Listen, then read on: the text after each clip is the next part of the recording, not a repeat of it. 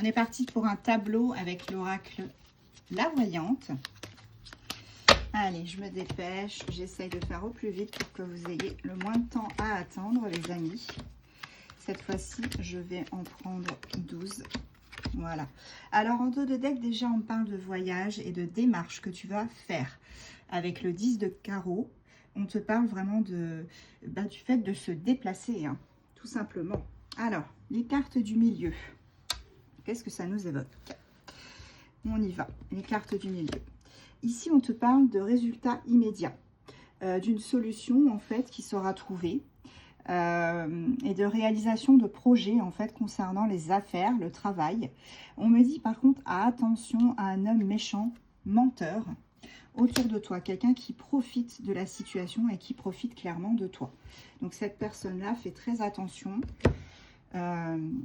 Essaye d'identifier qui c'est parce que là, on est quand même sur quelque chose qui pourrait te porter préjudice. On me dit que malgré tout, tu vois, avec le 9 de cœur, il va y avoir une joie provoquée par une proposition. Une proposition qui sera faite dans le domaine du travail. Ok. Ici, on te parle aussi d'une personne là qui est seule.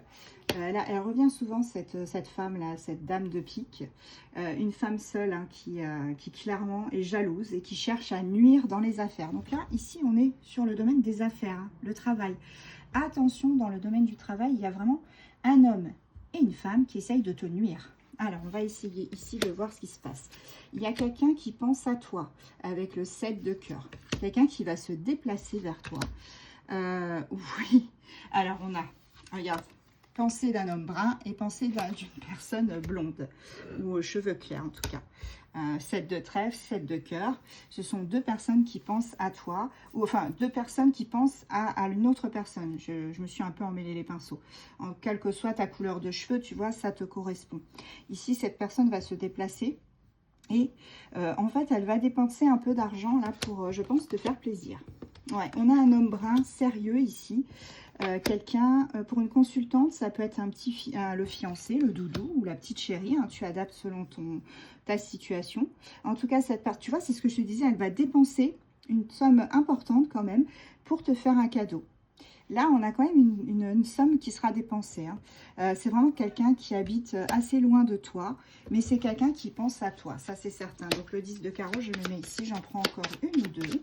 Et après, nous allons prendre les signes astro. Alors, qu'est-ce qu'on a d'autre? Ouais, c'est quelqu'un, cet homme-là, ou cette femme, hein, qui va, je pense, faire appel à un notaire ou un homme de loi pour régler un litige. Ok. Bon, on me dit que cette personne-là, quoi qu'il arrive, le litige ou pas, elle va avoir un triomphe rapide et complet.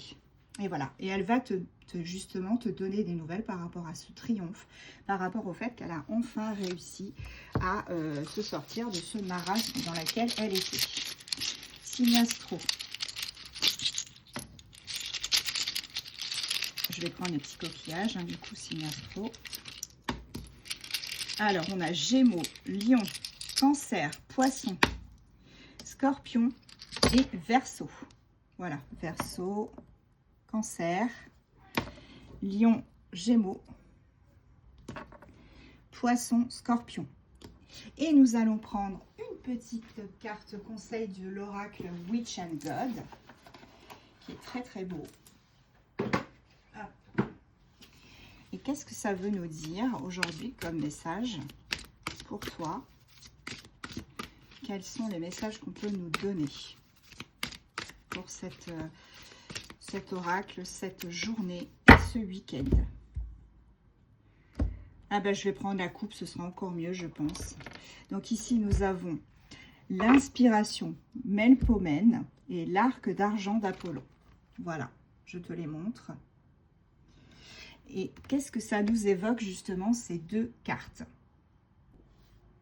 Alors ces deux cartes, hein, tu vois celle-ci, la première, c'est quelque chose en fait, si tu piges cette carte, il faut que tu la gardes auprès de toi parce que tu as sûrement besoin de soutien dans ton activité, donc ça reprend bien effectivement le domaine du travail, hein, et si tu la pioches, il faut que tu te laisses porter par ta muse.